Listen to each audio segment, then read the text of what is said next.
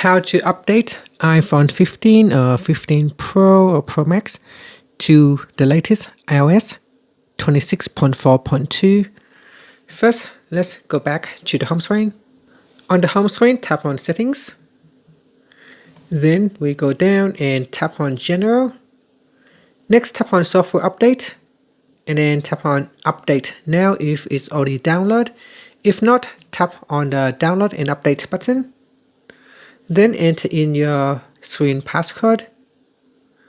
This will allow the phone to request the latest update and install the latest iOS 26.4.2 on your iPhone 15.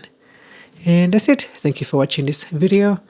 If you find it helpful, please like and subscribe to my channel for more videos.